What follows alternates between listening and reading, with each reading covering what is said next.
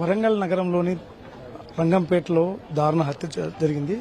ఈ ఉదయం తెల్లవారుజామున ఇక్కడ కారులో హత్య చేసి ఇక్కడ కారులో వదిలిపెట్టిపోయారు. అయితే ఎవరు హత్య చేశారు ఏంటనేది మాత్రం పోలీసులు దర్యాప్తు చేస్తున్న పరిస్థితి కనిపిస్తుంది. ఇక్కడ చూడొచ్చు మనం ఈ కారులోనే ఉదయం తెల్లవారుజామున 3:30 గంటల సమయంలో 60 సంవత్సరాల వెల్గందర్ రాజమోహన్ అనే రిటైర్డ్ ఎంప్లాయీ ఇక్కడ ఉన్నాడు. ఇది మధ్యాహ్నం తర్వాత పోలీసు ఇక్కడ స్థానిక ప్రజలు చూసి పోలీసులకు సమాచారం ఇచ్చారు. ఈ విధంగా కారులో పెట్టి ఉన్న పరిస్థితి కనిపిస్తుంది. కారులో డెడ్ బాడీ వెనక వైపు ఉంది, చేతులు కాళ్ళు కట్టేసి ఉన్నాయి.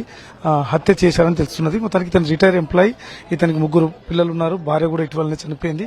మరి ఎందుకు హత్య చేశారు, ఎవరు హత్య చేశారు, సీసీ ఫుటేజ్ లో కూడా చూస్తుంటే మనం కొంతమంది ఇక్కడ వదిలి కారు వదిలి వెళ్ళినట్టు మనకు కనిపిస్తుంది. ఎదురుగా ఉన్న సీసీ కెమెరాను కూడా పోలీసులు పరిశీలించారు. మొత్తానికి ఈ హత్య మాత్రం కలకలం రేపుతుంది. ఎవరు హత్య చేశారు, ఇతనిపై అంటే ఎక్కువ మొత్తంలో 6 లక్షలు 7 లక్షల పైగా గోల్డ్ ఉంటుందని స్థానికులు చెప్తున్నారు.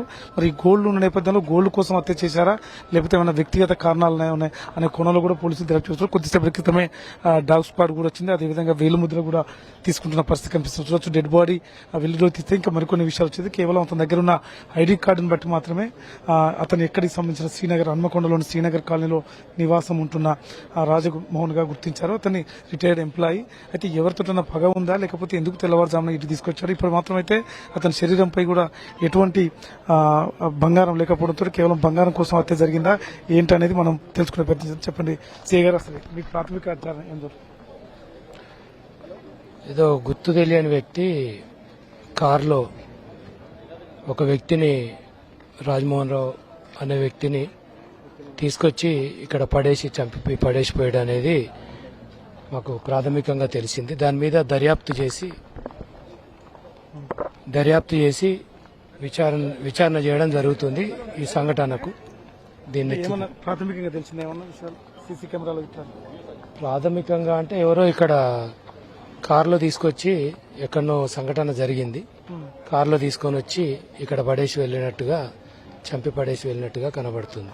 ఈ కారు ఎవరు? ఇంకా పూర్తి వివరాలు విచారణలో సేకరించడం జరుగుతుంది.